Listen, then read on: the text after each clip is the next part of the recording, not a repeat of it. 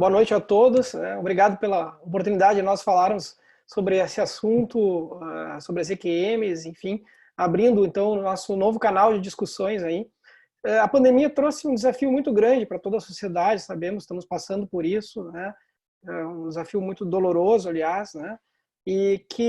Mas se teve alguma coisa positiva, e sempre há coisas positivas, obviamente, foi essa oportunidade de nos adaptarmos às reuniões virtuais, que permite então congregarmos assim pessoas que vivem mesmo à distância, né, que não poderiam estar aqui presentes. A gente sabe, nós temos aí o pessoal da fronteira, então participando dessa reunião, né, que talvez fosse inviável numa quinta-feira à noite se não fosse através desse meio digital, né?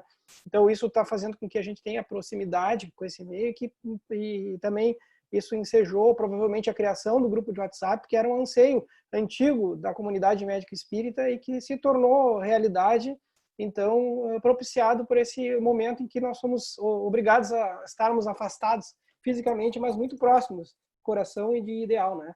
Do ideal médico espírita. Então, que bom que a gente pode abrir com essa discussão que é tão estimulante e que é justamente uma das interfaces em que a gente vê que as relações entre a mente e o cérebro, né, ou o espírito e a matéria, de uma maneira bastante sui generis, né, nesse estado expandido de consciência que é a EQM. Estão todos me ouvindo bem? Tá tudo tá ok? O som? Tá bem. Eu vou compartilhar a tela, vou apresentar alguns slides aqui para a gente começar essa discussão, então. Se quiserem interromper, fiquem à vontade para isso. Eu vou dar um ritmo, eu normalmente, depois que engato a primeira, eu engato uma aqui, parece que não vou parar, né? Então vocês, por favor, né, se quiserem perguntar, então vamos lá, vamos compartilhar a tela. Tá aparecendo? Tá aparecendo normalmente. Tá, perfeito. Então, assim, ó, esse assunto, experiência de quase morte, né? Na verdade, eu me deparei com isso há alguns anos, quando eu fui atraído por uma revista que tinha uma matéria sobre o Chico Xavier, né? Eu já era espírita, enfim. E quando eu fui atraído para a livraria, eu normalmente não comprava aquela revista, mas eu acabei pegando, folheando, e eu me deparei com um livro do Sam Parnia, que é um médico pneumologista e intensivista que trabalhava na época em Southampton, no mesmo lugar do Peter Fenwick, que é um neuropsiquiatra, e que estudava o Peter Fenwick mais pessoas que viviam em hospices e que tinham experiências no final da vida. E o Sampana começou a se interessar por experiência de quase morte. Foi ele, aliás, o PI do maior estudo, talvez, lançado sobre o assunto, que foi o Aware, né, que já foi publicado uma parte na Resuscitation. Não é o maior, porque tem um outro emblemático também, assim, ou talvez o trabalho, a obra seminal do Pim van Lommel, né, que saiu no Lancet em 2001, que nós vamos comentar agora também, que é o chamado estudo holandês, né. E aí eu me deparei, né, só para contar, acho que eu nunca contei isso para ninguém, né, com o que me chamou a atenção na revista não foi nem a matéria do Chico, eu já tinha lido muitas vezes, mas foi uma propaganda do livro que o Sampana tinha lançado sobre a experiência, que sempre tinha uma resenha, assim.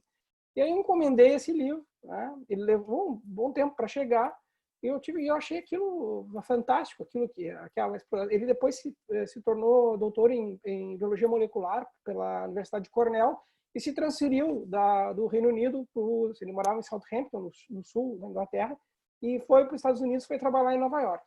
E é muito interessante porque ele trabalhava no TI, ouvia aquelas histórias e começou então a estudar aquilo de uma maneira científica. E trouxe vários questionamentos que eu nunca havia me feito na época, né? Sobre o porquê que por que isso pode ser estudado dentro da ciência, né? Apesar então da ciência considerar, pelo menos é o que eu achava antes, né? O cérebro como produtor da mente, né? O produtor e a mente como um epifenômeno das redes neurais ou como uma secreção do cérebro produtor. Aí eu me deparei eu já espírita, né? Tinha essa confusão, para ver a importância disso, né? E fui atrás da filosofia por detrás disso e dos pressupostos metafísicos envolvidos. Então, a partir do estudo desses pressupostos metafísicos, eu descobri uma coisa para o meu entendimento que foi muito relevante, um divisor de águas aí, né? Que, na verdade, a gente funciona dentro da academia, dentro apenas de um modelo, que é um modelo ideológico, cientificista, que não é baseado em evidências e que não é matéria de ciência propriamente dito, porque não pode ser provado nem refutado, né?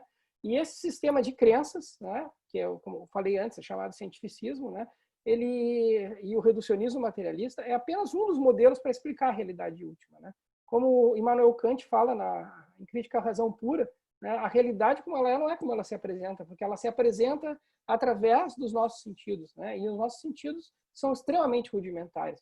Na verdade, o que a gente chama de objetividade não é bem o que existe é uma intersubjetividade, né? Porque todos nós temos que processar a informação e esse processamento se dá em primeira pessoa. E essa intersubjetividade, então, é que conduz, é que leva essa noção aparente dessa objetividade. Pois bem, então esses questionamentos filosóficos aí me fizeram estudar um pouco, me interessar pelo assunto, e eu vi que havia várias lacunas nesse conhecimento. Isso me impressionou de tal maneira que eu me lembro que teve um seminário no Clínica sobre a morte e o morrer, que faz bastante tempo, isso foi um Grandhound, se não me engano, e que foi uma coisa assim muito triste, aquela noção de que era isso mesmo, que o cérebro físico, uma vez destruído, algo como a alma, que era uma ilusão, que era Ghost in the Machine, né? Segundo alguns pressupostos materialistas que eu me referi adiante, né? Deixaria de existir algo como isso, porque as memórias são armazenadas no cérebro e outros conceitos que a gente engole como sendo uma verdade científica, embora a gente saiba, obviamente, nós temos neurologistas aí, que existem estruturas cerebrais que são necessárias para esse upload e download dessa informação, né, que forma através dessa memória, né? A gente tem uma memória de trabalho, a memória RAM, e essa grande memória de longo prazo que a gente não consegue acessar no inconsciente. Aí a Anaí pode falar bem sobre essa questão do inconsciente depois, né? E o inconsciente coletivo ainda, falando das nossas experiências anteriores a essa, né? As experiências reencarnatórias. Então, nesse banco de dados enorme, esse HD. Então é interessante que o Arthur Schopenhauer, né, ele fala que toda verdade ela passa por 3 estágios, né? Primeiro, ela é ridicularizada, como que aconteceu. Segundo, quando já não pode ser mais ridicularizada, ela é hostilizada. Aí coisas como o Ato de Fé de Barcelona, por exemplo, que foi queimado o Livro dos Espíritos e outras manifestações, né, hostis, quando a ridicularização já não basta mais.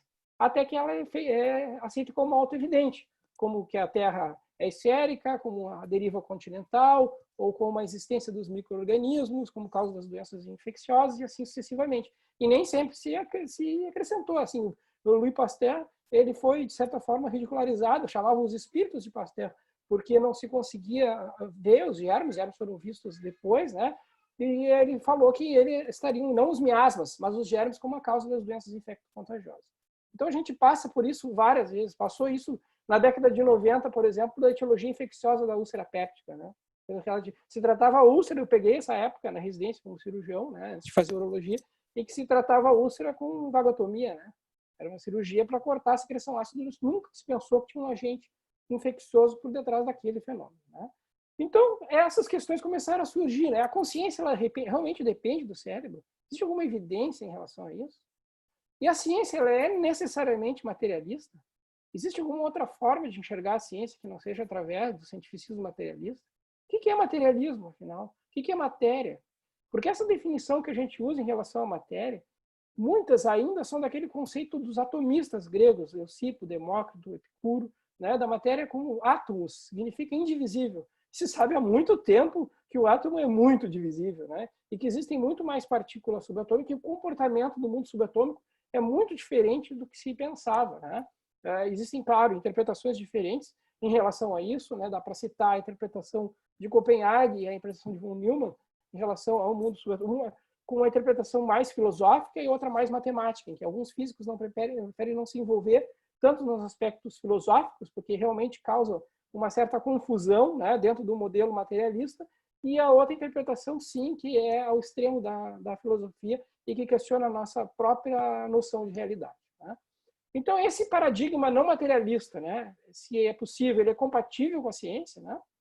E a experiência de quase morte, então, trazendo para esse assunto, ela pode ser um modelo para investigar essas relações mente-cérebro. E é isso, então, que eu convido vocês agora para a gente fazer essa nossa jornada por esse conhecimento aí, né? Só não vamos ter aula prática, né? Ninguém experiência de quase morte aí, né? A gente vai ter uma viagem teórica agora pelo assunto.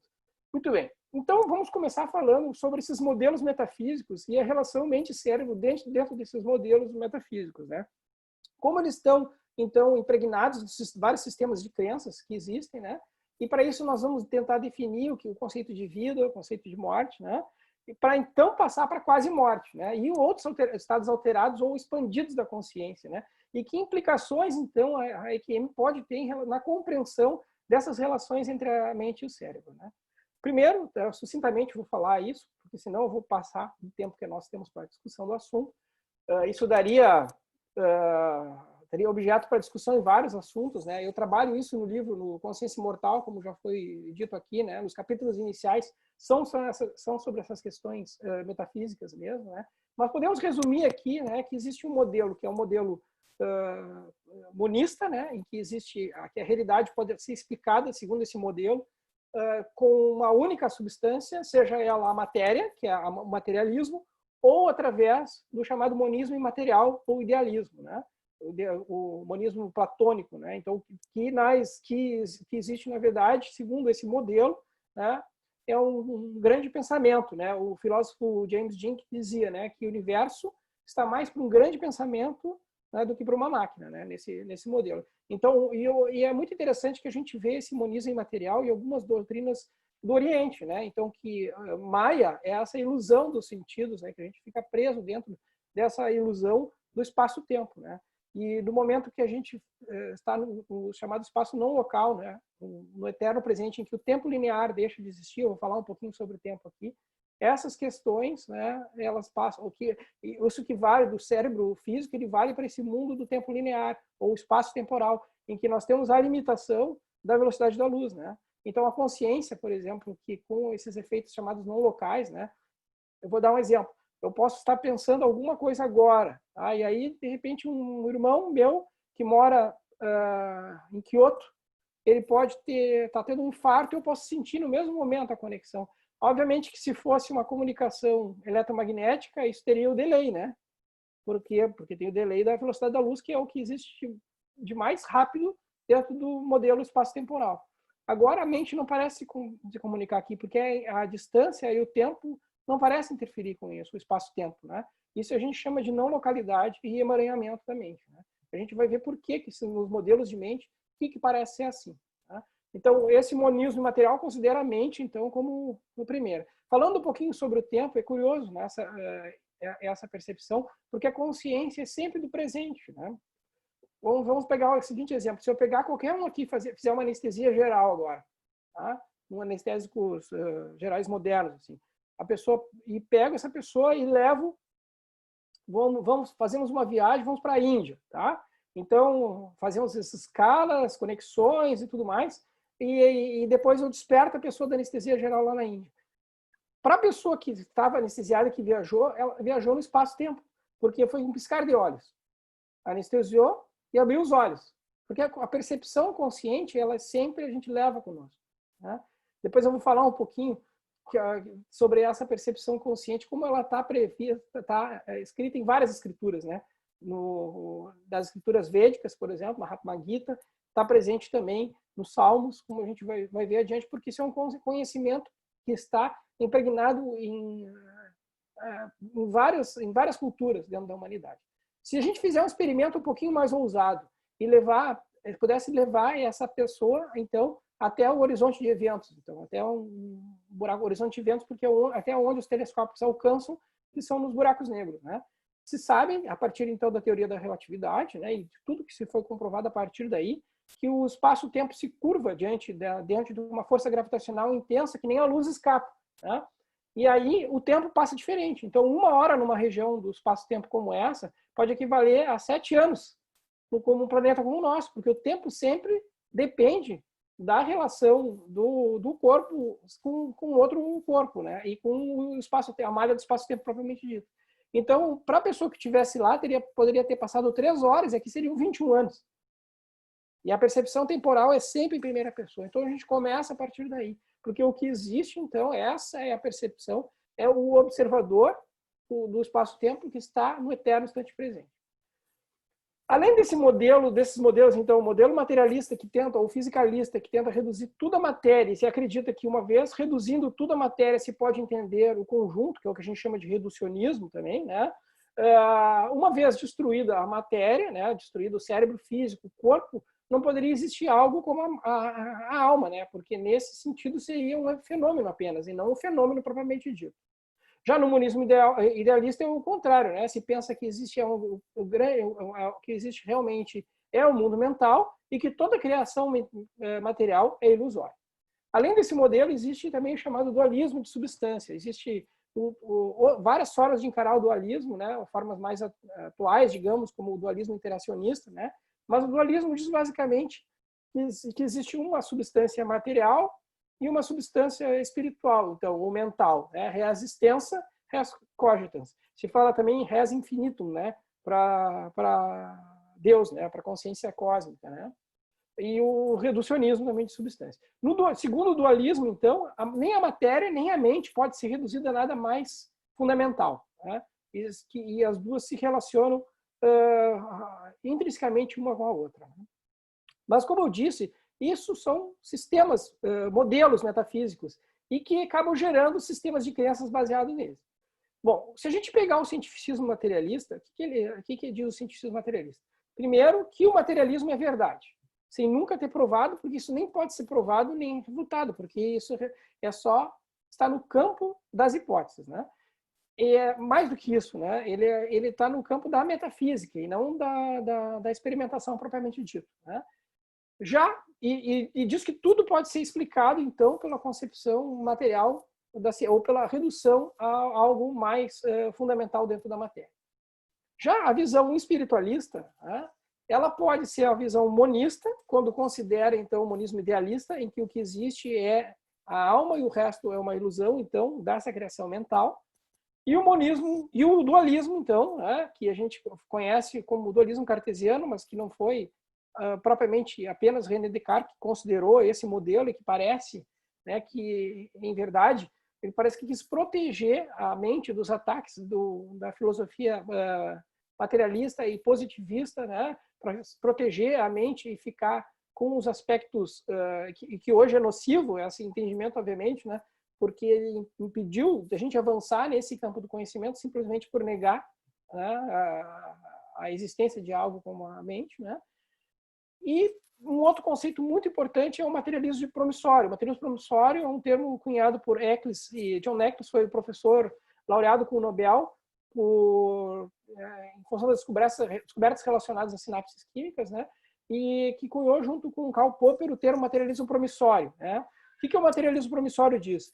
Mesmo algumas coisas o materialismo não pode explicar nesse momento, mas se dá uma nota promissória dizendo que ele vai explicar ali adiante. E baseado nesses modelos, então, é que nós podemos pensar nas relações mente-cérebro, de um modo sucinto, obviamente, isso é bem mais elaborado que isso, mas no modelo fenomenalista, então, em que o cérebro, aliás, ao contrário, eu botei ali, o modelo produtor, que é epifenomenalista, e o cérebro transmissor, que é o modelo fenomenalista, ou seja, que considera a mente como algo realmente independente, talvez, e o cérebro como uma espécie da caverna platônica. Vocês conhecem o mito da caverna, né? Que nos diz que é como se nós vivêssemos aqui essa realidade dos nossos sentidos, né, físicos, que são muito rudimentares, né? Por exemplo, a visão é de 400 a 800 nanômetros do comprimento de onda, que é o comprimento de onda da luz visível, né? Eu não consigo enxergar infravermelho, ultravioleta, eu não enxergo radiofrequência, microondas, radiação cósmica, raio-x, nada do espectro eletromagnético. Então, eu sou completamente cego para a realidade que me cerca, né? Eu não enxergo micro-organismos, não enxergo astros a grandes distâncias. Eu vivo nessa escuridão, né? Eu percebo uma pequena porção da realidade que eu decodifico no cérebro, com essa caverna platônica, e inibo, ou filtro, né, a consciência de todo esse processo. Eu tenho apenas consciência de um pequeno fragmento, né? E o centro dessa consciência limitada é o ego, né? Então, que é o centro dessa consciência fragmentar. E todo o inconsciente eu não consigo perceber, porque ele é inacessível aos meus sentidos ordinários. Assim como em relação ao som, eu não consigo perceber infrassons nem ultrassom. Né? Eu não consigo perceber, na verdade, a maior parte das coisas. Estou mergulhado, então, nessa sombra né, do movimento das coisas, acreditando que isso é a realidade. Mas isso é a Matrix. Né? Na verdade, existe a realidade por fora da caverna e que eu posso ter acesso excepcional quando eu consigo me libertar, então, dessas amarras desse cérebro. Isso é uma das questões que a gente vai trabalhar hoje. Segundo o modelo de cérebro produtor, então, a mente seria um fenômeno das redes neurais como se fosse uma secreção do cérebro. Uma vez destruído o cérebro, algo como a memória, como a lembrança de vidas passadas, por exemplo, ou mesmo a pluralidade das existências seria impossível, segundo esse modelo, né? Porque se destruiria tudo, né? Já o modelo do cérebro transmissor, né, trazido por William James, por exemplo, Wilder Penfield, que foi laureado com o Nobel também, era o neurocientista, neurologista dos homúnculos, né, da área pré- e pós-rolândica, então, do córtex frontal e parietal, em relação que mapeou o cérebro por experimentos por direta estimulação, né, consideravam, então, o cérebro como transmissor, mesmo o John Max, que eu já citei antes, o Popper, Pierre Schwartz, e mais modernamente o Mário Beauregard, né? Escreveu um livro interessante chamado Cérebro Espiritual, além de várias outras publicações bastante interessantes. Segundo o modelo do cérebro transmissor, então, é como se fosse um aparelho receptor, transmissor e um filtro, como um aparelho de rádio ou um televisor, né? Então, o programa não está dentro do programa, é uma visão até quase infantil a pensar que se eu destruir o cérebro, eu vou acabar. Se eu destruir o televisor, eu vou acabar com o programa. Como uma criança não está gostando do que está passando na TV, ela vai lá e desliga ou quebra a TV. Mas o programa, se ela ligar outro aparelho, ele vai transmitir também. Né? Então, essa é a hipótese do ser. Então, que algo como a mente, ela é como se fosse o programa que está rodando naquele hardware, para poder fazer a conexão, então, ou transmitindo no espaço-tempo. Né? Poder viver a experiência espaço-temporal. Né? Assim que a mente experimenta a experiência espaço-temporal e a mortalidade, a finitude, a impermanência e tudo que é transitório e imutável. Né? Então, o cérebro, então, ele funcionaria como esse rádio, captador, transmissor e um filtro. Né? Muito bem. Então, a gente sabe que a ciência ela deve ser neutra em relação a esses aspectos, mas não o cientista. O cientista tem o seu sistema de crença. Seja ele materialista, seja ele monista, idealista ou espiritualista, enfim. Tá? Por quê? Porque a ciência é a atividade epistêmica, então, em que a gente explora o mundo natural. E aí tem uma certa armadilha, né? Porque quando eu digo que eu exploro o mundo natural e eu digo e eu parto do pressuposto de que o cérebro produz a mente, e a mente é uma ilusão, então, né, do cérebro, que ela é algo como a consciência não existe de fato, né, é apenas uma ilusão. Então, eu digo que uma vez destruído o cérebro não pode haver mente, então isso passa para o campo do sobrenatural. Sendo sobrenatural, por não estar na natureza, não pode ser objeto da ciência. Então, tudo que trata desse assunto passa a ser chamado de pseudociência. E por isso que muitas vezes o espiritismo foi classificado como pseudociência, simplesmente porque não cabe no modelo metafísico que assume que tudo pode ser explicado, então, pelo reducionismo materialista. Se a gente consegue ampliar um pouco mais esse modelo, o modelo pós-materialista, né, em que essa compreensão se dilata, isso deixa de ser do sobrenatural, porque o sobrenatural não existe. O que existe é que, às vezes, a gente ignora a causa do problema, mas tudo na natureza está, então tudo é natural. Não existe o paranormal, a gente só não compreende certas relações, e à medida em que isso vai se descortinando, nós vamos descobrir, quer dizer, tirar o que cobre, né? Então, nós vamos descobrindo aquela realidade oculta por trás desses fenômenos, né? À medida que a gente vai entendendo. Mas só que se a gente assumir uma postura preconceituosa em relação, não, isso não pode ser porque não cabe no meu modelo pré-concebido, que vira, inclusive, uma ideologia, né? E que pode estar arraigada, e isso pode dificultar, inclusive, a publicação em revistas revisadas por pares, né? O peer review. Por quê? Porque justamente estou comprometido ab initio, então, com essa noção preconceituosa em relação à ciência, a confundindo como o cientificismo. Então, a ciência ela pode ser experimental ou observacional, né? Naquilo que não é possível experimentar, eu posso observar. Exemplo, em relação à passagem dos dinossauros pela Terra. Ninguém jamais viu um dinossauro, até porque eles não conviveram com os humanos, né? Então, se monta a história a partir da observação. Então, são estudos observacionais em relação a isso. E existem os estudos experimentais, em que eu posso, então, a partir de uma hipótese, testá-las, né? E existem basicamente duas escolas epistemológicas, né, que eu posso tentar compreender, então, que é o estudo do conhecimento propriamente dito, né, que é o empirismo, então, que se baseia nos sentidos que podem ser ampliados, obviamente. O meu sentido eu posso ampliar com um microscópio, com um contador Geiger, com uma luneta, com um satélite, assim sucessivamente, né?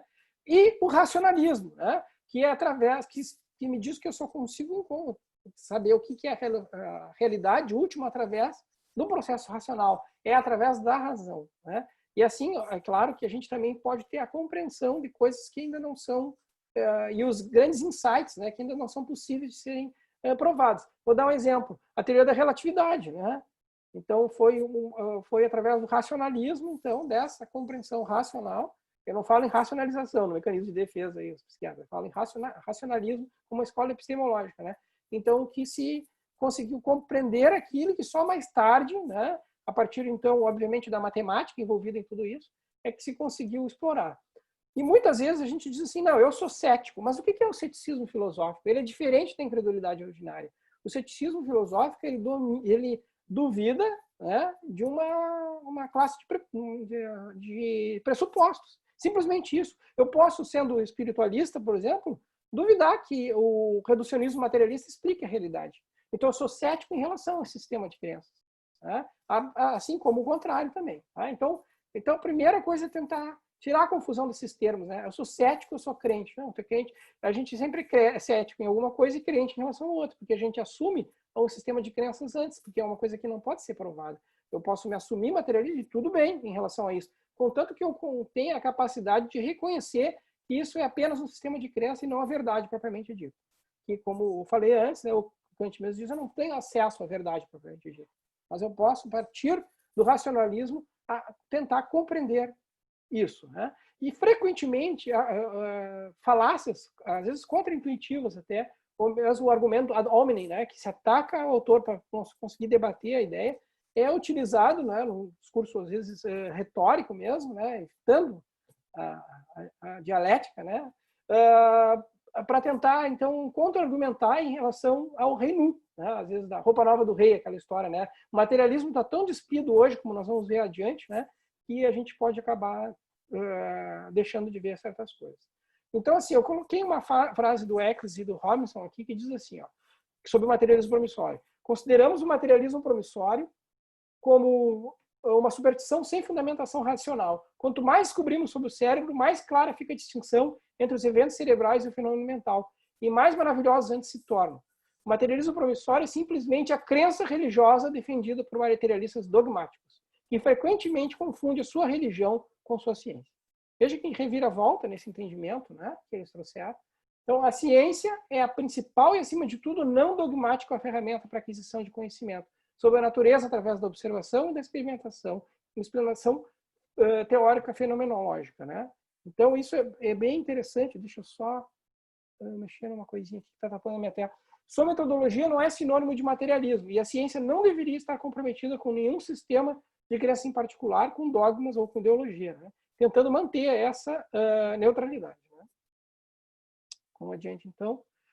Não, então é por isso que foi lançado em 2014, perdão, né, um manifesto liderado pelo Mário Beauregard, que é um neurocientista, né, que na época estava ligado à Universidade de Montreal, hoje não está mais, não sei qual universidade, está na Universidade Americana, se não me engano, atualmente, né, que inclusive tem o Alexander Moreira Almeida, aí, que é um psiquiatra brasileiro, espírita, né, que é um dos que propuseram esse manifesto. Eu sou signatário desse manifesto, nós podemos ler o manifesto, a gente manda o currículo vitae e a gente pode ser aceito para assinar esse manifesto, e é bem interessante, né? O Sheldrake, dos campos morfogenéticos, a Lisa Miller, né? Várias pessoas que trabalham com esse campo e que tentam entender a mente dentro do modelo. Eu recomendo fortemente. Posso até compartilhar depois com vocês que leiam esse manifesto, que ele é bastante interessante, né? Então, como nós falamos antes sobre Sócrates e Platão, eu vou ter que correr um pouquinho, né? Para poder chegar na EQM propriamente dito. A produção está meio longa, né? Mas trazendo esses conceitos, então, sobre a caverna, então que a possibilidade do cérebro, então, ser um limitador da mente e não um produtor da mente, né? Sobre o atomismo que eu falei e sobre o racionalismo, né, do Immanuel Kant, né, o chamado racionalismo crítico e o idealismo transcendental, né, em relação a isso. Rapidamente, antes de falar um pouquinho sobre a quase-morte, podemos tentar conceituar, então, o que é vida e morte. Primeiro, eu trago uma pergunta. Qual é o contrário da morte? Né? Eu vou deixar um pouquinho de tempo. A gente pode refletir e apressadamente dizer que é vida. Mas eu digo que não é vida. O contrário da morte é nascimento. Porque a vida, ela é um eterno movimento, um instante presente, que vai do nascimento à morte, da morte ao renascimento. A vida não cessa. Nesse momento, nascimento e morte estão convivendo em mim, porque estão morrendo cerca de 500 mil células por segundo e estão nascendo outras tantas. Quando o meu organismo está numa tendência negentrópica, né, ou anentrópica, né, é onde predomina, então, os sistemas saudáveis. Enquanto que os sistemas que estão entrando em senescência e em morte, né, do organismo como um todo, a tendência é entrópica, então, e de desorganização. Né? Então, a morte, o que é? É uma desordem crescente. É quando predomina a desordem dos sistemas integrativos. Então, os sistemas vão progressivamente entrando em falência. A gente chama, então, de falência de múltiplos órgãos. Né? Então, é isso que a morte natural é assim. Na experiência de quase-morte, isso se dá abruptamente, de modo geral, diferente da experiência da terminalidade das doenças crônicas. Né? Então, como eu falei, 500 mil células por segundo, mais ou menos 50 bilhões de células são repostas nesse processo. E se eu estudo essas células, eu trabalhei nos Estados Unidos em 2006, 2007, no laboratório de células eucarióticas, né, em que se pesquisava câncer de próstata humano. Né? O que a gente viu? Parece que quando tu lê André Luiz, parece que ele estava trabalhando naquele laboratório, porque André Luiz nos diz que as células são como animálculos infinitesimais vivendo na colmeia orgânica. E uma vez retirados da colmeia orgânica, eles se comportam tais como amebas. E é isso que acontece. Tanto que durante ocorreu uma série de problemas durante o governo Nixon na Guerra Fria, onde os Estados Unidos e a União das Repúblicas Socialistas Soviéticas viviam naquele aperta não aperta, né, para a guerra nuclear, né, em que culturas de HeLa cells, que eram células de câncer de colo de útero, e que havia só uma análise morfológica das células, porque não havia análise genômica ainda, contaminaram culturas soviéticas. Né? E se pensava que aquelas células eram células de próstata, de pulmão, de diversos outros órgãos. Enquanto, na verdade, era a mesma célula. Por quê? Porque uma vez que a célula, então, deixe de ser subjugada pelo campo mental, ela se desorganiza. Por isso que o organismo morre como um todo, né? E esse conceito é muito interessante, porque ele tem a ver com aquele conceito de morte encefálica, né? Que é quando o sistema se desorganiza. A gente pode fazer um suporte de vida, mas que ele não é duradouro, né? Então, não vou poder dar tempo da gente elaborar, mas a gente pode fazer um seminário no futuro apenas sobre esses conceitos que eu acho que são vitais para o entendimento de certas coisas, né? Então, o corpo ele vai trocando várias vezes ao longo da vida. Eu não lembro nada do que eu sou agora do que quando eu era um recém-nascido, por exemplo. Né? Então, ou na infância, adolescência, idade adulta, ou mesmo na velhice. Porque o corpo vai se modificando a partir dessa instrução espaço-temporal dada pelo corpo morfogenético. Que a doutrina espírita nós chamamos, então, de modelo de organização biológica, e sendo mais fiel ainda à codificação de perispírito. Né? Então, que é o campo, esse que ordena, então, a divisão celular e que atua provavelmente epigeneticamente sobre o DNA, porque a gente ficou pasmo quando o projeto Genoma Humano revelou que ao invés dos 120 mil genes que pensávamos que a nossa espécie tivesse, tamanha complexidade, são apenas 23 mil pares de genes. Né? Francis Collins foi o líder desse, aliás, um pesquisador cristão, né? Se tornou cristão. Ele era ateu, né? E viu que o ateísmo, a falta de propósito, deixou um vazio no entendimento em relação às coisas.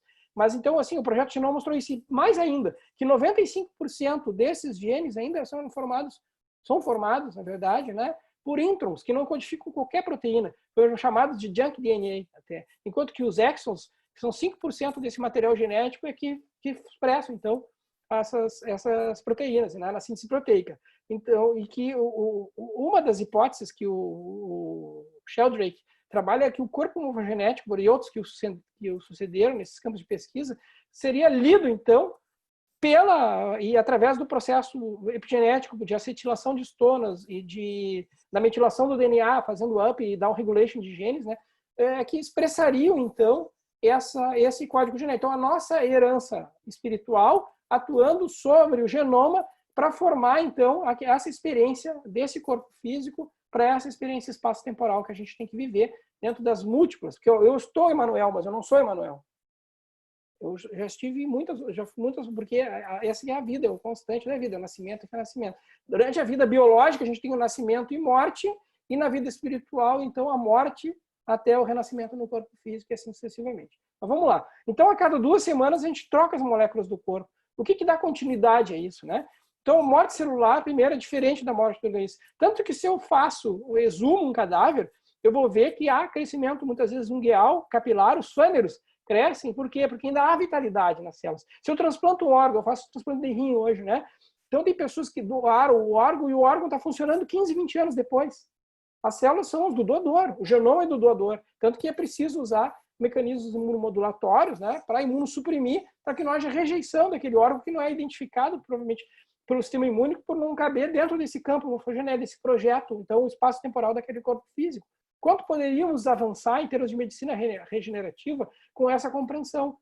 Compreender por que, quando a gente corta uma cauda de uma salamandra, da lagartixa, cresce outra cauda e não um olho. O que confere polaridade ao embrião, então, já que o genoma do dedo do pé é o mesmo do neurônio?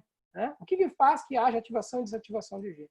Então, a gente sabe que existe algo que é a vida, que é o que mantém a constância desse processo e que não cessa muito.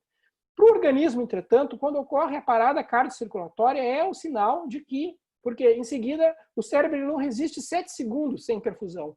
Então, basta o coração parar, né? Um ritmo de parada pode ser bradicardia, por exemplo, para que se perca a consciência, como diz aqui. Mas o que chama, então, não há fluxo sanguíneo cerebral. Não havendo fluxo sanguíneo cerebral, né? Inclusive isso já foi documentado através de eletroencefalograma e também de função de tronco encefálico, através de potencial auditivo evocado, né? Não havendo atividade elétrica cerebral, algo como o pensamento lúcido e bem estruturado e registro de memória não pode existir dentro do modelo materialista do cérebro produtor. Entretanto, existe esse registro. E esse registro não cabe dentro desse modelo. Muitas vezes se nega o fenômeno para não explicar. Uma vez o Van Lommel estava num congresso apresentando um estudo holandês, e ele foi falar dos casos dele, e alguém se levantou na plateia, num congresso de cardiologia, e teria dito que na minha vida inteira de cardiologista, nunca ninguém relatou um caso como esse, querendo acusá-lo de charlatanismo, né? Aí, nisso, uma outra pessoa se levanta, um colega também, cardiologista, e diz: mas eu sou teu paciente e já tive essa experiência, só que nunca quis me ouvir. Então, a gente não consegue ouvir as histórias quando a gente não tem ouvidos para ouvir. Quando a gente está tão arraigado o nosso sistema de crença que a gente não é capaz de ampliar, a gente não consegue perceber, então, a realidade que nos serve. Tá? Então, a parada cardíaca, e durante muito tempo foi sinônimo de morte. Esses dias eu até estava pensando em relação a isso, em relação à pandemia, né? Imagina em 1918, a gripe espanhola, não havia manobra de reanimação cardiorrespiratória, não havia respiradores, não havia unidade de tratamento intensivo, né? E hoje que há tudo isso, ainda assim nós estamos enfrentando uma pandemia com sérias consequências, né? Então, mas depois, a partir principalmente da década de 50, né? É que começaram, então, e se viu inclusive que o coração era substituível, né? Então, Christian Barney, em 1967, né, fez o primeiro transplante de coração reconhecidamente em humanos, né? Então, o coração passou, além de ser reanimável, não era mais, o coração podia parar e ser reanimado, o coração podia ser substituível. Então, o cérebro e a morte, aliás, o encéfalo, perdão dizendo, e a morte encefálica começaram a caracterizar a morte. Mas, por organismo, parou o coração, o cara morreu, né? A pessoa morreu. Então, a partir disso, então, né, é que a maior parte das experiências de quase morte se dá nisso, no momento da parada cardiorrespiratória. Tá? Eu vou pular esse slide, senão a gente não vai chegar na EQM nunca. Né? Então, lembrando que a morte então, é um processo e não apenas um evento isolado, que na morte clínica há Então, sim, interrupção temporária da circulação sanguínea cerebral e a ausência desse fluxo leva a alterações, então, na condução elétrica também, né? Então, isso é bastante relevante. E o que é a experiência de quase morte? Olha só que prólogo prolongado, né? Quase uma hora de prólogo. É uma experiência extraordinária que ocorre em situações de séria ameaça à vida. Não necessariamente na parada cardíaca, mas muitas vezes na parada, que é a chamada morte clínica, né? Então, em que ocorrem pensamentos claros, lúcidos, bem estruturados, acompanhados da percepção extrasensorial, né? Com o registro de memória e dos momentos específicos da parada. E chama atenção aí, nessa definição, a experiência fora do corpo. As pessoas conseguem, nas diversas fases da chamada escala de Grayson, que foi compilada por Bruce Grayson, professor da Universidade de Virgínia, que sucedeu aquele que foi desbravador nesse assunto, que foi o Raymond Moody Jr., né, que publicou o livro seminal dele, chamado Life After Life, né, em que ele estudou EQM, teve coragem de estudar EQM, né, e depois o Grayson sistematizou isso na escala de Grayson, e outros tantos pesquisadores corajosos, né, que acabaram abordando esse tema, né. Então, o que se viu aqui? Um dos elementos é essa experiência fora do corpo, em que o organismo se reconhece morto, a pessoa se reconhece morta, mas que continua viva. E a partir disso, ela consegue observar, e isso é muito interessante do ponto de vista científico, porque é a partir daí que as experiências podem ser compartilhadas nessa intersubjetividade que eu mencionei antes. O exemplo clássico é o chamado caso das dentaduras, que o Van Lommel relata no Lancet em 2001, no estudo holandês, né? Eu vou resumir para quem não conhece. O caso das dentaduras é o seguinte: um homem de 46 anos teve um infarto agudo do miocárdio, foi atendido na emergência, já em parada.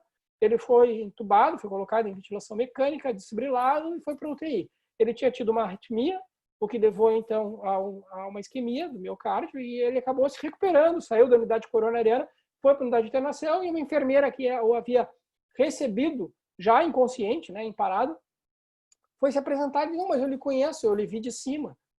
Aí ela já ficou meio assustada, né? Como assim, me vi de cima? Não, e tem mais. A senhora ainda pegou as minhas dentaduras, né, e colocou na segunda gaveta do carrinho de parada, tal e tal, tal.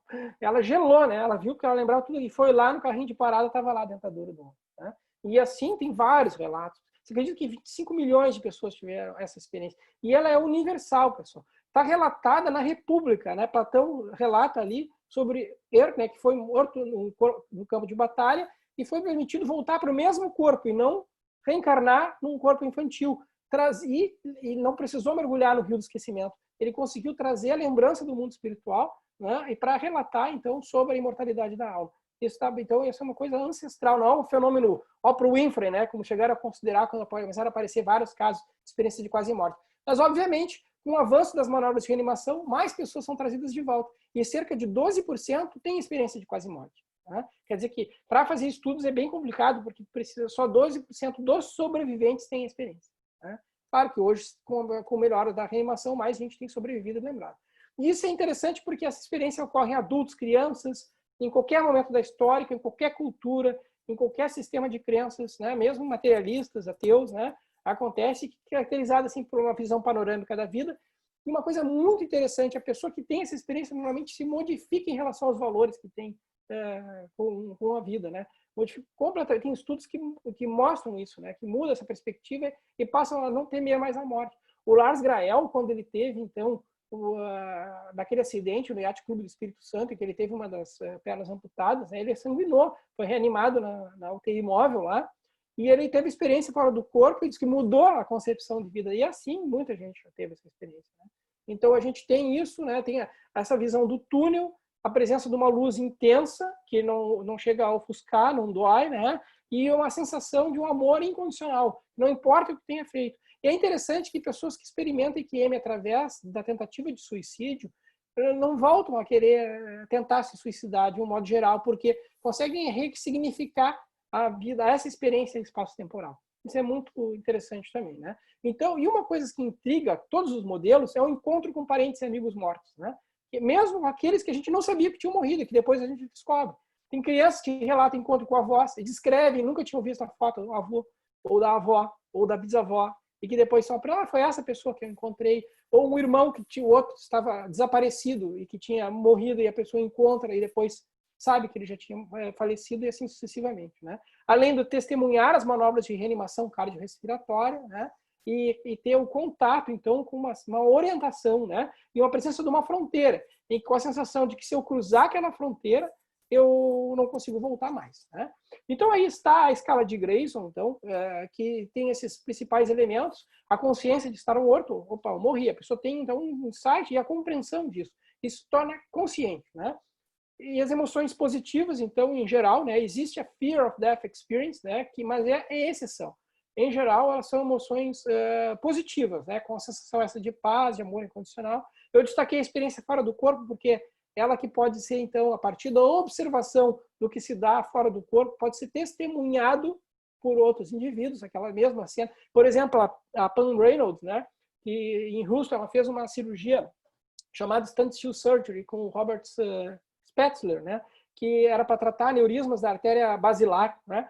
Então, o que ele fazia na época, né, antes de procedimentos endovasculares, é claro, se fazia circulação extracorpórea, então com hipotermia sistêmica importante, parada cardiocirculatória, né? E aí, então, sem atividade elétrica cerebral e de tronco encefálico, né, medido através do ponto especial auditivo evocado de eletroencefalograma, era tratado o aneurisma e a pessoa ia trazida de novo ali. E essa pessoa, a Pan, por exemplo, ela relata a experiência, inclusive, de alguém tocando um órgão na sala, que era usada para experimentos de epilepsia, dizendo até com de lobo temporal. Inclusive, é uma composição que tinha sido tocada.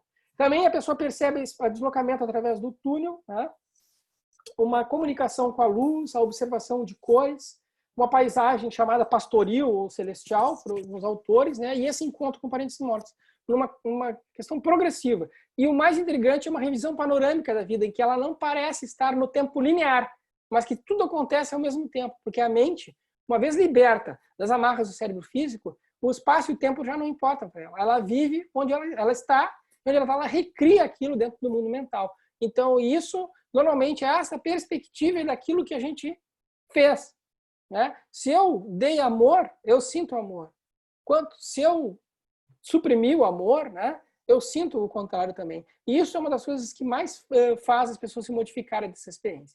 E ela é relatada, como eu falei, né, inclusive em escrituras rupestres. A experiência de quase morte ela é relatada. Aí, por exemplo, a Ascensão ao Império, né, esse do Hieronymus Bosch, né, que está exposto lá em Veneza. Ela mostra o túnel, a luz, né? Então essa experiência, por isso que a gente diz a luz no final do túnel, né? A luz no final do túnel indica a esperança, né? Contanto que não seja um trem na tua direção. Né? Então, a luz ainda indica isso. Esse deslocamento através do túnel, o encontro com seres, então, de luz, né? E a presença de uma fronteira. Né? Então, como eu falei antes, né, povos indígenas, americanos, celtas, né, os gregos, povos mesmo separados, por exemplo, maori neozelandeses, lá na Oceania, né, eles têm relatos que são universais e com os mesmos elementos. E várias pessoas, o Raymond Moody Jr., como eu citei antes, né, em 1973, ele lançou o livro esse, e até hoje, então, vários pesquisadores, eu vou mostrar, eu fiz uma pesquisa no PubMed ontem, ou anteontem, agora já não me lembro mais, em que o número de estudos cresceu, assim, extremamente nos últimos anos, porque no momento que a gente consegue se livrar desse preconceito que eu falei antes, a gente consegue estudar. Aí, então, alguns casos, o caso do Eben Alexander III, por exemplo, eu tenho um livro aqui, ó, A Prova do Céu, até está autografado pelo Eben aqui, ó, uma relíquia, né? Então, esse livro aqui, o Eben, neurocirurgião, Harvard, né? Ele também era da Duke University, né? Ele teve, após uma meningite grave, uma experiência de quase morte bastante interessante. É bem legal ler esse livro dele. Ele escreveu outros depois desse. E o estudo AWARE aqui, que eu vou falar depois um pouquinho mais, que é o Awareness During Resuscitation, né? Que é um estudo que foi lançado nas Nações Unidas, né? Para explorar a natureza da consciência a partir da experiência de quase morte e o que ela significa. É interessante que ela ocorre em qualquer idade, como eu falei, e os casos na infância são muito emblemáticos, né? Por exemplo, essa aqui é um caso de um menino que relata a experiência. Eu não sei se conseguem ver um mouse, eu acho que não. Mas então ele vai melhorando o desenho, mas a história é fidedigna. Podem ver no desenho de baixo ali a experiência fora do corpo, ele observando o corpo sobre a mesa ali. E outras experiências, por exemplo, essa menina relatando ali as pessoas tristes ali, ó, preocupadas, reanimando, né? E ela lá com um sorrisão, né? Porque para ela a experiência não era dolorosa, né? Seres de luz lá no mundo celestial, que ela considerou assim no seu relato infantil, né? então, enquanto a reanimava. Descreve o desfibrilador, como é que é, e é muito interessante. Mesmo as crianças muito pequenas e que não tinham sido expostas ainda ao conceito de morte. Né? Aqui outra que descreve o encontro com a avó, que depois que ela não tinha reconhecido como tal, depois vendo assim, foi essa pessoa com um aspecto bem mais jovem, né? Mas que era aquela pessoa que me levou para um voo aí, um jardim.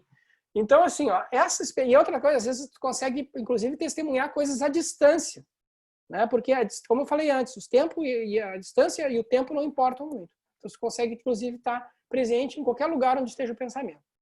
Então, existe uma experiência humana universal, existem estudos no Oriente também, na China, com 81 sobreviventes para um terremoto, com 40% de EQMs, né, que tem a mesma coisa em relação ao sexo, as características do nível educacional, ocupacional, sistema de crença, crer ou não em Deus, em fantasmas, espíritos, etc. Na Índia também, nos índios norte-americanos e assim sucessivamente. Né? Também em cegos, que não têm experiência visual, mesmo cegos de nascença, a EQM é visual. Nós, no espiritismo, sabemos, então, que a cegueira é do corpo físico, né? O espírito ele tem todos os sentidos, né? Porque os sentidos não dependem dos órgãos dos sentidos, eles são percebidos pelo perispírito, né? Então, mas dentro da ciência ortodoxa, né? É surpreendente isso, né? Porque nem os sonhos são assim. Mesmo quem perdeu a visão na infância, existe um documentário muito bacana que da BBC que tinha sido suprimido, inclusive, né? Porque foram acusados de fringe theories, né, que eram de algo pseudocientífico por aqueles preconceitos que eu falei antes, né, e a BBC é muito ligada, era pelo menos, a essas questões do cientificismo, né, em que cegos que tiveram EQM dão seu depoimento da experiência, então. Tem esse estudo, então, da Kenneth Ring e Sharon Cooper, né, sobre 21 casos de EQM cego que tem visão, EQM visual, né. Então, existem uma série de explicações segundo esse modelo fisicalista. Deixa eu ver que elas são. Paulo, quanto tempo eu posso ainda? Tem muita coisa. Daria fazer uns 3 seminários. Pode falar aí? Tá acordado ainda ou tá dormindo? Estou acordado aqui Me dá um prestando toque. atenção. Então tá. Não, Toca a ficha aí, Emanuel. Vamos tá, ver, eu vou vamos vendo. ver. Quando o pessoal cansar, tu me interrompe, tá? Então vamos lá. Nós não combinamos um tempo limite, Tá, então toca a ficha naquilo que tu achar importante aí, fica à vontade. tá. É que tudo eu acho importante. Eu gosto do assunto, né? Quando a gente gosta, a gente se empolga. Então, vamos lá. Então, existem algumas explicações, então, dentro desse modelo materialista, ou fisicalista, ou reducionista, né? Diz, por exemplo, que a isquemia retiniana, né, poderia ser responsável pela visão em túnel, com a luz, né? Mas se sabe, por exemplo, que uma síncope não dá isso, pode dar hipotímia, escotoma, cintilantes, etc., mas não a visão de túnel. Ela não é compatível com isso, né? Até porque áreas que são mais suscetíveis a isquemia, elas estão relacionadas à consciência, propriamente, do que a visão. Então, antes de ter uma visão de túnel, a pessoa perde a consciência, né? Então, a mesma coisa em relação à acidose, isso foi, principalmente do estudo holandês, em que foi medido em quem teve e quem não teve EQM, não houve qualquer diferença em relação a isso como um gatilho, né? Epilepsia de lobo temporal foi pesquisada em vários estudos, no estudo holandês e outros, como eu vou mostrar daqui a pouquinho, né, se der tempo, né? E outras hipóteses, como dano citotóxico glutamato dependente também, e relações com outros neurotransmissores, né, com as monaminas, né, e mesmo intrusões do sono, de movimentos oculares rápidos, né, do sono REM, né, mas que não tem o mesmo padrão encefalográfico, porque é ausente, né, no sono, a gente sabe, no sono paradoxal, existe atividade elétrica cerebral, obviamente, muito diferente do que nessa experiência sem atividade elétrica, né. Mesmo a hipótese psicológica e mesmo uma outra hipótese, inclusive a hipótese psicológica leva em consideração o seguinte, que a visão do túnel seria uma lembrança do nascimento, do canal do parto, que tu vê a luz do foco cirúrgico, né? Esquece que muita gente que teve EQM nasceu de cesariana. Então não tem túnel com luz, coisa nenhuma. Então, umas coisas bem fantasiosas, assim, para não caber, né? E tem um artigo que eu recomendo muito, que é sobre essas, que aborda então, a fragilidade dessas explicações convencionais, não simplesmente para negá-las, mas tentar explicar de uma maneira mais convincente o fenômeno, né, que está publicado no Frontiers in Human Neuroscience, né, é um grupo italiano, né, é muito legal esse artigo, vale muito a pena ler. E existe, então, as refutações, praticamente elas se devem ao estudo holandês, né, porque é um estudo grande, com 300 e tantos pacientes, que foi conduzido pelo Kim von Lommel, né? E ele é um estudo prospectivo que mostrou que não havia influência de medicações administradas, né? Uma coisa importante são os receptores DMT, né? De metiltriptamina, que eles são são ativados pelo ayahuasca, né? O santo daime, né? Que tem a ver com as experiências fora do corpo dentro desses rituais xamânicos, né? E que é uma das hipóteses aventadas para isso, embora não tenha nenhuma substância endógena que é descoberta até então dentro dos estudos de EQM que poderia servir como gatilho para isso. Mas é uma hipótese a ser considerada mesmo, né? E que também a duração da inconsciência não tem nada a ver. O que foi mostrado é que quanto mais profunda a experiência, maior a chance do indivíduo realmente morrer dentro de 30 dias. Tá? Então, a profundidade da... E outra coisa que é interessante é o seguinte, indivíduos com menos de 60 anos têm mais chance de ter lembrança, provavelmente por quê? Por causa da integridade, então, do cérebro físico, né? Um cérebro que consegue, então, resgatar melhor, trazer essas memórias para o mundo físico. Né? Então, fatores psicológicos também, como o medo da morte, religião, ou conhecimento ou não sobre a fenomenologia dos EQMs não interferem na ocorrência ou não do fenômeno. Né? Isso é bem interessante. Esse é o estudo holandês, então, do Lancet, 2001, né? Que é muito bacana, vale a pena ler também, eu trago aqui ele.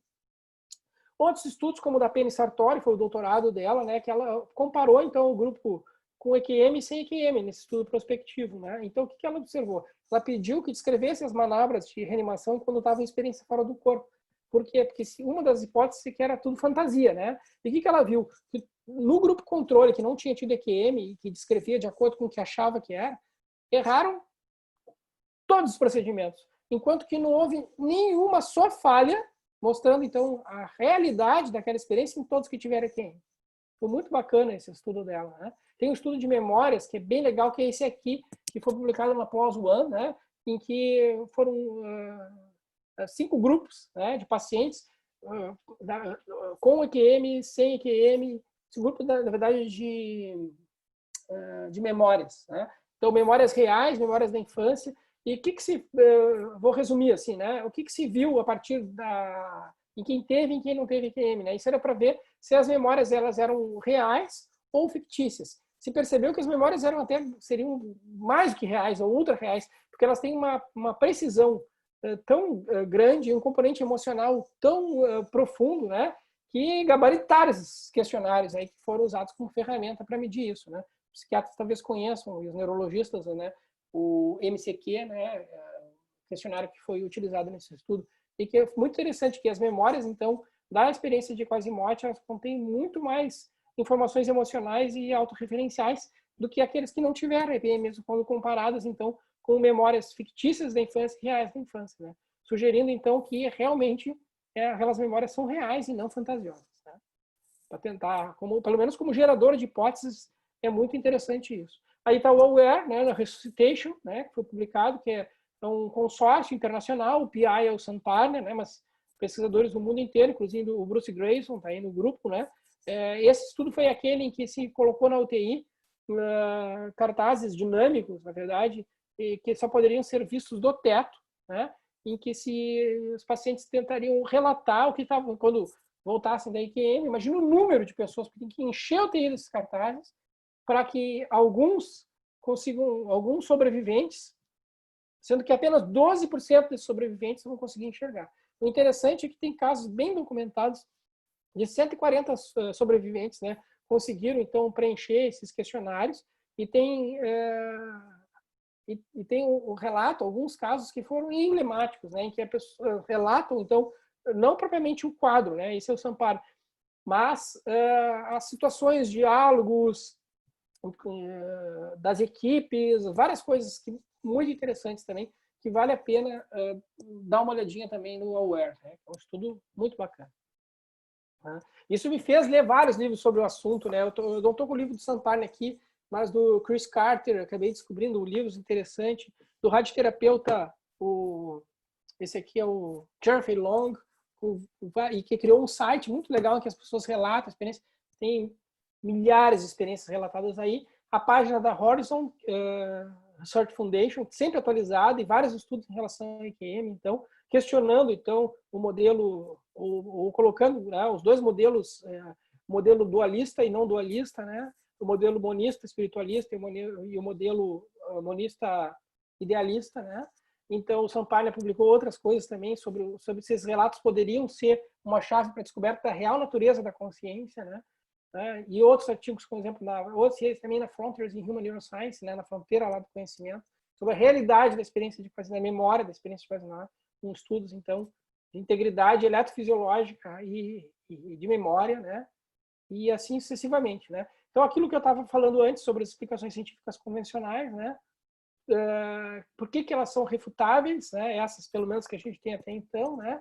Porque na parada cardiorrespiratória, por exemplo, tem um dano cerebral agudo, súbito e intenso, com ausência de atividade elétrica cortical, meio encefálico, como o caso da Penny Reynolds, que eu relatei antes, né? Que foi operada pelo Robert Spetzler, e muitos outros. Esse é um dos casos, né? E sem tempo para ocorrer, então, essa visão intúria que eu falei antes, né? Então, síncope com hipotensão não está associada a isso, né? Então, endorfinas, em relação a... Primeiro, porque não houve diferença em quem teve EQM e não teve em relação ao uso de opiáceos, né? E as endorfinas, elas são alucinógenos fracos, você sabe isso, né? Então, muitos já usaram em cirurgia, em pós-operatório, e não tem esse tipo de padrão bem sistematizado, de visão em túnel, uma luz no final, comunicação com a luz, encontro com parentes mortos, revisão panorâmica da vida. Todos os elementos da síndrome, eles não estão presentes porque o cara usou uma morfina, ou uma hiperidina, ou fentanil, né? Então, e podem ajudar a evocar certas experiências, mas não são responsáveis pela fenomenologia da EQM, de jeito nenhum, né? Então, de jeito nenhum, até porque tem evidência clínica e epidemiológica que não é, né? De estudos prospectivos, inclusive de 8 anos de seguimento. Então, o desequilíbrio desses neurotransmissores também, né? Subprodutos da liberação desses, né? Que poderiam atuar nesses sítios para as drogas psicadélicas atuam, né? DMT, né? Por exemplo, também poderia explicar, mas há diferença no conteúdo alucinatório, né, presente. Lesões cerebrais também com superativação de neurotransmissores também e efeitos adversos da farmacoterapia com opioides, né? Eles são conhecidos em anestesiologia, eles diferem das EQMs, né? Então, se usam essas drogas em anestesia e a experiência é diferente, né? Então, tem 2 estudos que, na verdade, eles tentam associar com focos epiléticos temporais, mas tem erros metodológicos bem importantes, né? Um deles, né, o problema era o grupo controle, né? O controle sem história de doença ou trauma. Então, como é que pode ser um grupo controle, né? Porque o princípio científico é de isolamento da variável independente, né, pessoal? Então, os 2 grupos deveriam ter exatamente igual e só diferir, né, os casos e controles em termos de dano cerebral focal, né? O desfecho do estudo, então, o fator estudo é isso. O desfecho é que teria que ser a presença ou não de QM. Então, são estudos em que permitem o viés de confusão, né, na interpretação dos achados, né? Então, é uma hipótese que deveria ser estudada dentro do modelo ideal, estudo ideal, né? A mesma coisa que a intrusão do sono REM, como eu disse, não tem nada a ver com isso, né? Interessante a hipóxia. Isso é porque falta oxigênio. Hipóxia dá tudo, menos sensação de prazer, né? Falta de ar, dá desespero. Essa sensação de bem-estar, de prazer, de amor incondicional, hipóxia não dá nada disso, né? E muito menos pensamento lúcido e bem estruturado e registro de memória. Fica confuso quando está em hipóxia, né? Então, o dióxido de carbono ele pode até servir a retenção de CO2 como gatilho para isso. Mas a hipóxia, como explicar a fenomenologia da EQM, não. Hipóxia é da confusão mental, né? Então, às vezes, tu ouve a explicação. Uma vez convidaram um neurocientista que não estava habituado para falar sobre EQM, mas ele não tinha nem estudado o assunto. E falou sobre hipóxia e tal. Não dá para engolir essa história aí, né? Em relação à hipóxia. Interpretações neurobiológicas, que nem eu falei antes, né? Que ela também foi excluída basicamente pelo estudo holandês, né? Porque as EQMs têm sido relatadas mesmo sem nenhuma lesão cerebral, né? Então, não tem nenhuma lesão e mesmo assim tem as EQMs, né? Tem aquelas fear of death experience, né? Que pode acontecer em ameaça à vida, por exemplo, alpinista, que tem a nítida sensação que vai realmente, que não tem solução e que acaba escapando, né? Pode ter a mesma revisão panorâmica da vida, saída do corpo, observação da mesma fenomenologia. Então, não necessariamente tem parada, né? E também tem, como eu falei, então, basicamente vem desse estudo, como eu falei antes aí, aqui sobre isso que eu acabei de falar. Além dessas questões que eu falei em relação à mente e o cérebro, existem outras coisas que também colocam em xeque esse modelo do cérebro produtor. é como a plasticidade neuronal, né? Então, a mente moldando conexões cerebrais. Eu trouxe um outro artigo também, que não foi na Contigo, nem na Isto É, nem na Veja, né? Que saiu no Lancet também, em fevereiro de 2002, Half a Brain, né? Sobre esse caso, por exemplo, né, em síndrome de Rasmussen, né, uma menina que aos 3 anos tinha uma epilepsia intratável aí, acabou fazendo a hemisterectomia, cortou ali o nível do corpo caloso, como a gente observa, né? E obviamente, se alertou a família que se ela sobrevivesse, e ela perdeu aí a área de Wernicke, Broca, dentro daquelas teorias localizacionistas do cérebro, né? Ficaria com afasia de expressão, de compreensão, seria hemiplégica, né? No lado oposto, por causa da decussação piramidal e etc. Todos esses efeitos que a gente sabe, então, que são ligados a essa questão. Não o cérebro nessa visão mais oceânica do cérebro, ou quântica, né? Como um aparelho, computador quântico aí. Mas não, pasmem que essa menina não só aprendeu 2 idiomas, não tinha qualquer afasia, e os mecanismos foram atribuídos à plasticidade neuronal, né? Em que ela recrutou, a mente é capaz de recrutar outras células. Isso se dá no efeito placebo, no efeito nocebo, na terapia cognitiva, no efeito psi, né? Na mediunidade, né? E assim sucessivamente, que não podem ser explicados. Então, urgentemente, por isso, o manifesto, a gente precisa de um outro modelo para tentar compreender isso. E não só isso, o papel da consciência ele foi introduzido explicitamente a partir, então, sobre o que se colocou em xeque o modelo de matéria, né? Propondo, então, a dualidade, a partícula, onda, a matéria se comportando, ora, no chamado princípio da não complementariedade, né? Ou se comporta como onda ou como partícula, mas não como as duas coisas ao mesmo tempo, né? Ou seja, com as múltiplas possibilidades, e o colapso dessa onda é dado a partir da observação do ser consciente. O que existe é isso, o ser consciente é que cria a realidade, são co-criadores da realidade. Isso a partir, então, de 1920, 1930. E se a gente lê a codificação espírita, isso está no Livro dos Espíritos, 1847, dentro da Revelação, que foi a primeira publicação, a primeira edição do Livro dos Espíritos. Uma coisa que veio muito depois, através dos experimentos de Max Planck, Schellinger e outros pesquisadores, né, que se debruçaram nesse assunto mesmo, né? Então, mais ainda, então, além de ter introduzido esse conceito de consciência nisso, né, os experimentos atuais eles suportam essa interpretação que a consciência é realmente, porque se dizia a mente não move matéria, né? E não é o que parece hoje. Hoje existem experimentos que mostram sim, o pensamento é capaz de alterar a matéria, alterar conexões neuronais excessivamente. Essa é a pesquisa que eu disse que eu fiz para vocês. Eu coloquei ali no gráfico, no PubMed, ali, ó, de 1984 para adiante, sobre Near Death Experience, e o gráfico está subindo em termos de experimentos ali, né? Cada vez mais estudos sendo realizados sobre o assunto, né? Esse aqui é bem interessante, esse artigo do Pim Van Lommel também, cada ano na Academia Africana de Ciências, né? Sobre então a experiência do self como real e não como a ilusão, né? Então que ele tem um livro muito legal, o Pim Van Lommel, que chama, que tem em holandês e inglês, que é o Conscience Beyond Life, se não me engano.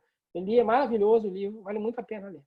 Né? Aqui eu peguei esse artigo bem recente, 2018, na PLOS ONE também, sobre mortalidade virtual. Foi feito um estudo com realidade virtual, com os mesmos elementos da EQM, e sobre modificação de atitudes de vida, baseado nisso aí que tem trazido.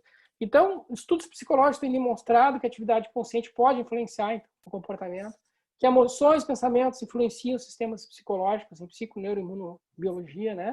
Que a terapia cognitiva, efeito placebo, psicoterapia, meditação altera a atividade cerebral, então a mente atuando sobre a matéria cerebral, e os fenômenos psi demonstram que a mente pode influenciar, sim, a qualquer, independente da distância, né? No aspecto não local, que nos lembra bem esse estudo quântico em relação ao funcionamento mental, né? Mostrando um emaranhamento entre todas as numa única mente, né? Que é bastante, sem qualquer ligação energética perceptível, né? Então, mesmo em gaiola de Faraday, em que há isolamento de qualquer campo eletromagnético, a mente parece se comunicar com outras, né? E existem experimentos bem documentados em relação a isso, né? E que, então, acho que a gente já pode se encaminhar para o encerramento, né? Na EQM, então, o que eu quero destacar? Que existe uma atividade de consciência, com pensamento lúcido, bem estruturado e formação de memória. E a memória, aliás, que a gente revive nas experiências reencarnatórias, o cérebro foi destruído, né? Então, como é que a gente tem que aquele pensamento que está lá no inconsciente, né? Muitas vezes oculto, né? Através daquilo que a gente não quer ver em nós, né? Na sombra lá, né? E os outros arquétipos lá do consciente coletivo, né, Anaí? o Jung nos ensina tanto em relação a isso na psicologia analítica, né? Que a gente é muito mais do que isso, o espírito imortal, então, é muito mais do que a experiência atual, né? Porque a experiência atual, espaço-temporal, ela, quando está de acordo com aquele planejamento reencarnatório, então, é que a gente faz crescer, então, dentro desse caminho, dessa jornada épica aí, em direção ao Deus interior, né? Deus que existe em nós, né? Então, os experimentos altamente acurados em médios em transe, né? O Júlio Pérez publicou na Pós-One ali, né? Então, também que isso é impossível diante de outro modelo, e assim sucessivamente, que não cabe dentro do modelo. Então, neuroplasticidade, feito tudo isso que eu falei, experiências no fim da vida. Meu pai teve dessa quando desencarnou, encontrou-se, por exemplo, meu pai era cardiologista, tinha sido ateu, se tornou espírita, passou por várias coisas, era um cara que estava bem consciente no final da vida, e ele disse, olha, eu estou vendo as suas tias mortas aqui, mas eu sei quem está vivo e quem não está, ele me disse, está tudo bem, e aqui estão, ao mesmo tempo vou te passar a senha do banco, porque eu sei que amanhã eu vou. E ele tinha tido aquela melhora da morte, ele foi para casa, disse, o pai não está assim há 10 anos, e organizou todo o seguro de vida da minha mãe, tudo para deixar os passos tudo organizado, e daí no outro dia ele faleceu, né? Então é muito interessante essa experiência no fim da vida. O Van Lommel, aliás, o Fenwick, tem um livro chamado The Art of Dying, né? sobre estudos em hospices britânicos, né? Sobre experiências e hoje em cuidados com a melhora dos cuidados paliativos aí, cada vez mais a interface espiritual tem se mostrado extremamente relevante, né? Nesse fechamento do ciclo vital aí, né? Então, e assim, meditação também, cada vez mais em voga, várias técnicas. Então, parece que o materialismo é o rei nu, em que às vezes a gente fica envergonhado por não estudar, às vezes a gente diz, então, para não mostrar a ignorância, a gente diz simplesmente que não, é o materialismo, é isso tudo mais, né? E é preciso, às vezes, uma certa inocência para dizer, não, mas o rei está nu, né? Então, porque ele pega através do orgulho, da empáfia, né? Então, da gente se achar detentor já do conhecimento. E eu trago aqui uma poesia publicada, então, por Augusto dos Anjos, através da mediunidade de Francisco Xavier, muito antes da internet, né, em Parnaso da Além Túmulo, a primeira publicação, isso eu apresentei no Kremer, legal isso aí, né, que foi publicado em 1937, se não me engano, eu não estou enxergando aqui no base, e que nos diz o seguinte, olha só, olha que bacana isso, chama a subconsciência. Assim, a inconsciência prodigiosa, que guarda pequeninas ocorrências de todas as vívidas existências do espírito que sofre, luta e goza. Ela é registradora misteriosa do subjetivismo das essências, consciência de todas as consciências, fora de toda sensação nervosa. Câmara da memória independente, arquiva tudo rigorosamente, sem massas cerebrais organizadas, que o neurônio oblitera por momentos, mas que é o conjunto dos conhecimentos das nossas vidas estratificadas, né? Sobre a pluralidade das existências, sobre a memória extracerebral, né? Sobre o ser a consciência extrafísica e assim sucessivamente. Mas a gente sabe, né? Então, Tomás aqui nos diz que para quem tem fé, nenhuma prova é necessária, para quem não tem, nenhuma basta, né? Então, eu queria encerrar aqui deixando a mensagem do Platão, né? Que facilmente a gente pode perdoar uma criança que tem medo do escuro. A real tragédia da vida é quando a gente tem medo da luz, né? Medo do conhecimento, porque ela pode abalar aquele nosso sistema de crenças, né? Acho que é isso aí. Muito obrigado, então, pela atenção. Desculpe eu ter me estendido tanto no tempo. Vou parar, vou interromper o compartilhamento aqui. Vamos lá. Emanuel, muito obrigado. Nós é que agradecemos essa belíssima aula, né? Dá uma vontade de estudar cada detalhe aí do que tu trazes, né? E que memória, hein? Como tu grava detalhes, Emanuel. Nem que eu lesse 10 vezes o mesmo. Eu gravava Na uns verdade, não é que eu detalhezinhos. grave, né? É que a antena é psíquica, né? Então, toda vez que a gente acaba se preparando para um assunto, a gente fica suscetível a captar essas ondas Sem dúvida. E tem mentais o que a gente... aspecto emocional também, né? Porque a gente vê que claro. tu ama esse tema e quando tem amor tem tudo, né?